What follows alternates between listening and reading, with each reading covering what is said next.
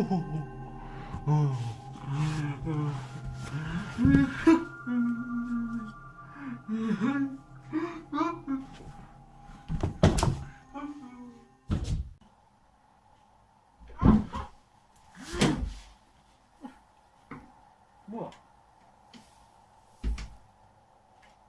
Just heard a funny joke. Happy Halloween.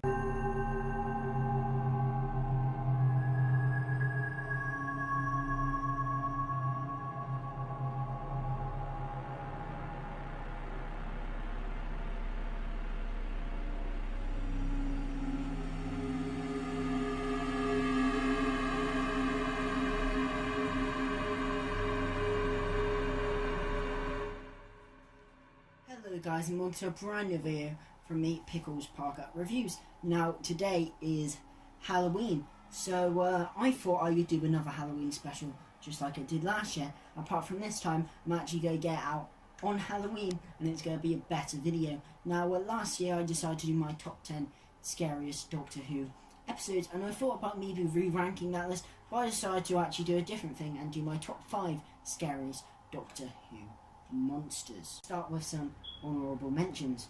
Honourable mention number 1, the Vashna Narada.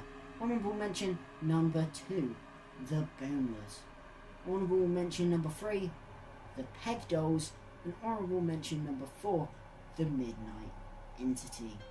Now all that's done out of the way, let's get into my top 5 Doctor Who monsters.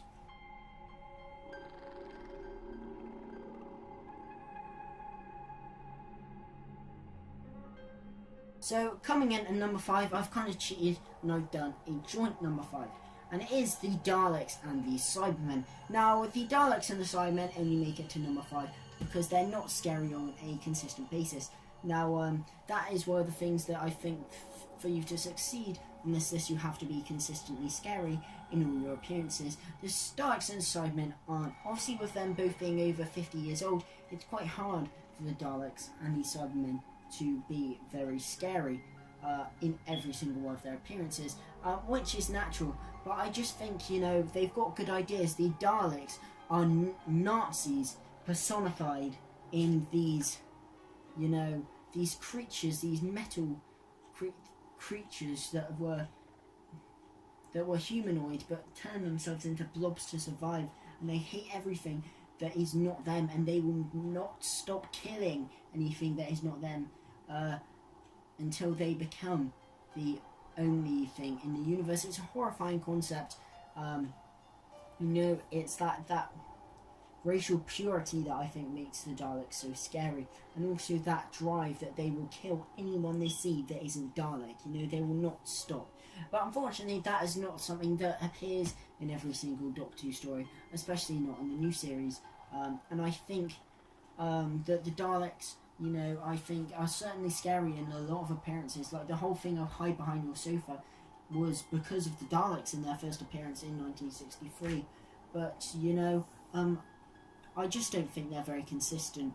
And I think they've been played for too many jokes. Therefore, it's hard to really make it scary after you know, dampen it down so much. And also I think, especially in the new series, returning every year also gets rid of their scariness. And I don't always think they're played for scares. The Doctor isn't scared of them, so you're not going to be scared yourself. And they're not played as a scary threat, like something like the Weeping Angels is. So really, how are you supposed to be scared if they don't want you to be scared? Cybermen, I also feel I like this because they're not consistently written scarily. You know, they have a very scary concept, and it's scary because it's something that you can actually see happening not in a few years' time, but, you know, because people will replace their limbs with metal. You know, it's probably only a matter of time before the Cybermen, or something similar to the Cybermen, actually arrives. You know, the Cybermen, they have all your emotions taken away from you. And I think in stories like in World Enough in Time and in Spare Parts, which I haven't heard, but from what I'm guessing, you know, that whole hospital aspect I think is very creepy. And also how the Cybermen, you know, they're lumbering monsters, they will not stop, but also their voices, and you know, how they are you. And I think that idea is very scary, but also, you know, that isn't done all the time. You look at stories like Nightmare in Silver, they're just robots, and the robots aren't scary, which is why the Darks and Sidemen, sometimes they are portrayed as just robots, but neither of them are. And when they are portrayed as more than robots, that's when they become more scary.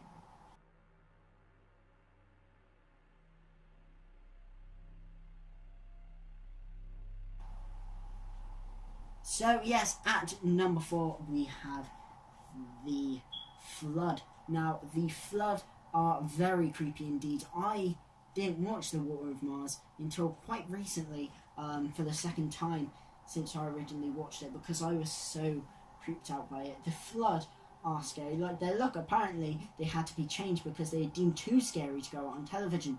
But I think the look they gave was definitely very good. The blank eyes, the cracked mouth, the water just coming through. I think they are one of the scariest Doctor Who monsters, and I think it works that they didn't come again. You know, they weren't overplayed, you know, overused. They were used just the right amount in that one story, and it's like the water, just one droplet, just one drop. Like, it's like in that story, just one drop, and they turn into one of those things. And you can't reason with those things, you know, they are deadly. So that's why I think the Flood are really creepy, and they're just the whole design. It's just a stroke of genius, really.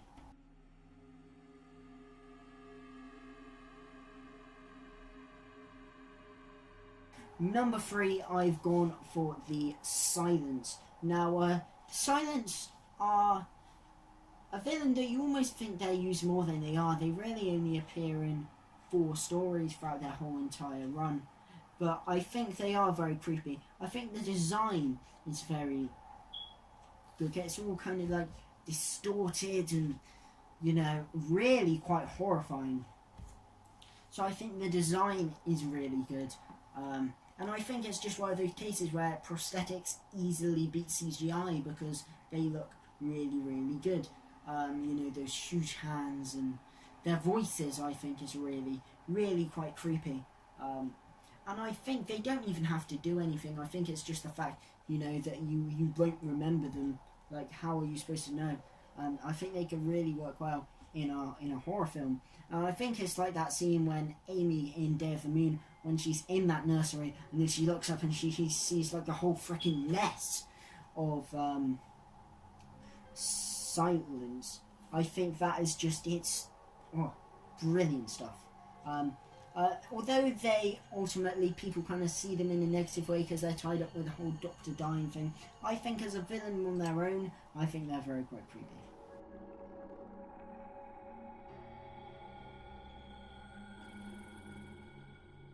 Number 2 and number 1, I kind of was unsure where to order them, but I think I decided at number 2, I've decided to go for the Weeping Angels. Now, anyone who doesn't watch Doctor Who will know the Weeping Angels. You know, just your casual Joe on the street, he'll know the Weeping Angels. You know, there's the go-to scary Doctor Who monster. You know, statues.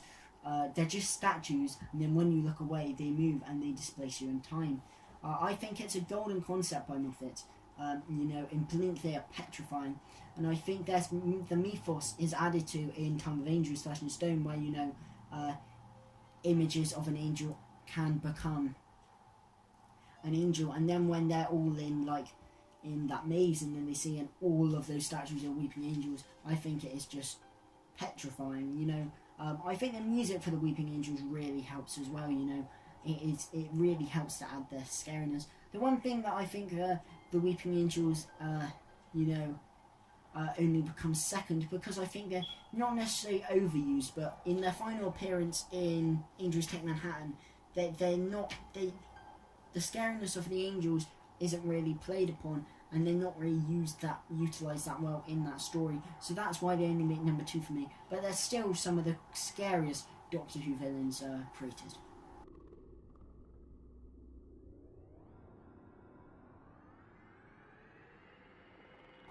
So finally, at number 1, it is The Empty Child. Now, if you watch my Halloween special from last year, you will know that The Empty Child Doctor Dances was number 1 as the scariest Doctor Who story. Now, The Empty Child is the scariest Doctor Who monster, in my opinion. You know, people got scared out of their minds when they first watched this, and it is always played as a horror movie.